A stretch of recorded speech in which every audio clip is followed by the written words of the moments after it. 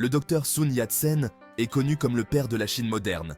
Il a mené la révolution qui a mis fin à la dynastie Qing en 1911. Sun Yat-sen rêvait d'une Chine forte et moderne. Il croyait aux trois principes du peuple, le nationalisme, la démocratie et le bien-être du peuple. Ces principes ont guidé sa vision d'une nouvelle Chine. Sun Yat-sen comprenait qu'une nation forte avait besoin de fondations solides. Il croyait que les infrastructures, en particulier les transports, étaient la clé du développement. Il envisageait un réseau de routes et de chemins de fer reliant toute la Chine. Ce réseau faciliterait le commerce, la communication et l'unité du peuple chinois. Sun Yat-sen voyait les routes et les chemins de fer comme bien plus que de simples connexions physiques. Il était convaincu qu'il s'agissait de voies vers le progrès. Il permettrait aux marchandises d'atteindre les marchés plus rapidement, stimulant ainsi l'économie. Il relierait les habitants de différentes régions, favorisant ainsi l'unité nationale. Et ils apporteraient la technologie et les idées modernes aux quatre coins de la Chine. La vision de Sun Yat-sen était ambitieuse, surtout si l'on considère la situation de la Chine à l'époque. Le pays était aux prises avec la pauvreté, l'instabilité politique et un manque d'infrastructures modernes. Cependant, il est resté optimiste, convaincu que l'investissement dans les infrastructures jetterait les bases d'un avenir meilleur. Les idées de Sun Yat-sen ont commencé à prendre racine en Chine, inspirant une nouvelle ère de développement et de modernisation. Malgré de nombreuses difficultés, le pays a vu la construction de nouvelles voies ferrées et de nouvelles routes, marquant le début d'une transformation infrastructurelle. Ces projets, bien que de portée limitée, ont permis de relier des villes et des régions clés, facilitant ainsi les déplacements et les échanges. Ils ont facilité le commerce et amélioré la communication, démontrant ainsi le potentiel de la vision de Sun Yat-sen pour unifier et moderniser le pays. Le développement d'infrastructures modernes en Chine s'est heurté à de nombreux obstacles, notamment des défis techniques et logistiques.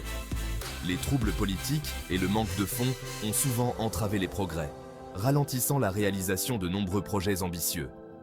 Cependant, les graines de la vision de Sun Yat-sen avaient été semées et son influence a continué à inspirer les générations futures.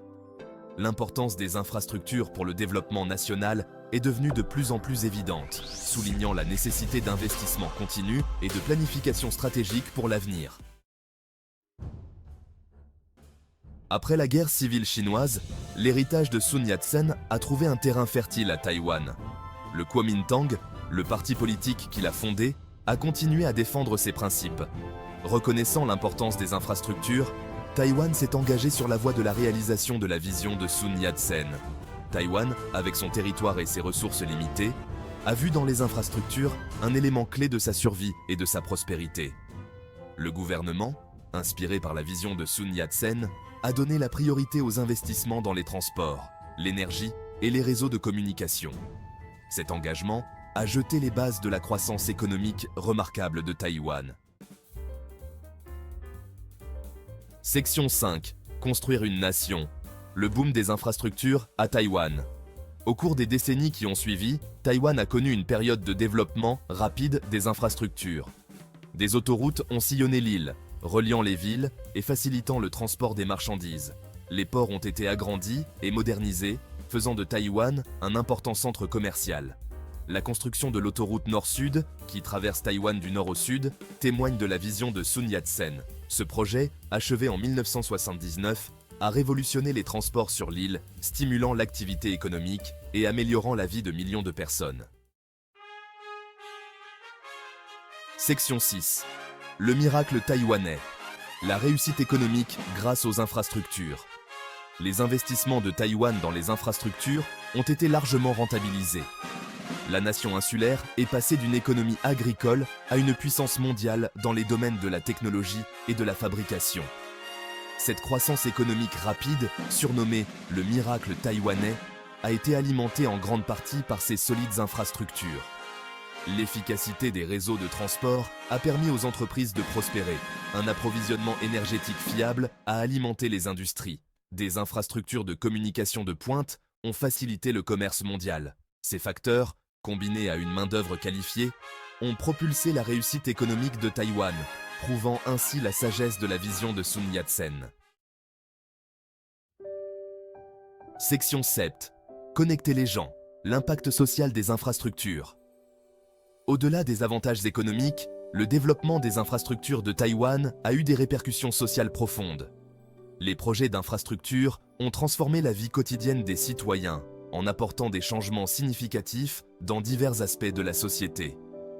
L'amélioration du réseau de transport a permis de relier les habitants des différentes parties de l'île, favorisant ainsi l'unité nationale et les échanges culturels. Les nouvelles routes et les systèmes de transport modernes ont facilité les voyages, permettant aux gens de se déplacer plus librement et de découvrir différentes régions. Il a également permis aux populations rurales d'avoir accès à l'éducation, aux soins de santé et à l'emploi. Les infrastructures améliorées ont ouvert de nouvelles opportunités pour les jeunes et les travailleurs, réduisant les inégalités entre les zones urbaines et rurales. La construction de la ligne de chemin de fer à grande vitesse, reliant les grandes villes en quelques heures, a encore renforcé ces avantages. Ce projet ambitieux a non seulement réduit les temps de trajet, mais a également stimulé le tourisme et les affaires. Elle a rendu les déplacements plus faciles et plus pratiques, ce qui a permis de resserrer les liens entre les communautés et de promouvoir le développement régional. En fin de compte, ces infrastructures ont contribué à créer une société plus connectée et plus prospère, où chacun peut bénéficier des progrès réalisés. Section 8. Au-delà du béton et de l'acier, l'héritage durable de Sun Yat-sen. La vision de Sun Yat-sen d'une Chine forte et moderne, fondée sur des infrastructures solides, a trouvé sa pleine expression à Taïwan. Son héritage va au-delà du béton et de l'acier. Il réside dans l'esprit de progrès, d'unité et de développement qui continue de guider Taïwan aujourd'hui. L'expérience de Taïwan témoigne du pouvoir transformateur des infrastructures. Elle souligne la pertinence durable des idées de Sun Yat-sen au XXIe siècle, nous rappelant que les chemins du progrès sont construits sur des bases de vision, de détermination et d'engagement envers le bien-être de tous. Section 9. Conclusion, une vision pour l'avenir. La vision de Sun Yat-sen a transcendé les frontières et le temps, influençant des générations de leaders et de penseurs.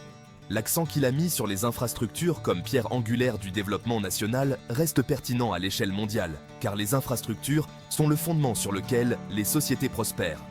Alors que les nations aspirent à la croissance économique et au progrès social, elles peuvent trouver l'inspiration dans l'héritage de Sun Yat-sen, un héritage qui continue de façonner le succès de Taïwan. Son influence est visible dans chaque gratte-ciel, chaque route et chaque innovation technologique. Le parcours de Taïwan, qui est passé du statut de mare économique à celui de puissance technologique, souligne le pouvoir transformateur des infrastructures. Les usines de haute technologie et les centres de recherche sont des témoignages vivants de cette transformation. Il incarne la croyance de Sun Yat-sen dans le potentiel d'une nation unie et forte grâce à des voies qui mènent à un avenir meilleur. Les ponts, les routes et les chemins de fer ne sont pas seulement des structures physiques, mais des symboles d'unité et de progrès. Merci beaucoup d'avoir regardé la vidéo d'aujourd'hui sur comment Taïwan a pu mettre en pratique la pensée du Dr Sun Yat-sen et sa vision du développement. Il ne fait aucun doute que cette vidéo regorge de leçons précieuses pour tous les pays, et en particulier pour les pays en voie de développement. J'espère que vous l'avez trouvée perspicace et inspirante. Si vous avez apprécié cette vidéo, n'hésitez pas à la liker, à vous abonner à la chaîne pour plus de contenu comme celui-ci. N'oubliez pas d'appuyer sur la cloche de notification pour ne manquer aucune de nos futures vidéos. Nous avons tellement plus à explorer et à apprendre des différentes cultures et peuples du monde entier. Alors, restez à l'écoute et rejoignez-nous dans cet incroyable voyage de découverte et de croissance. En attendant la prochaine fois, prenez soin de vous-même et continuez à apprendre.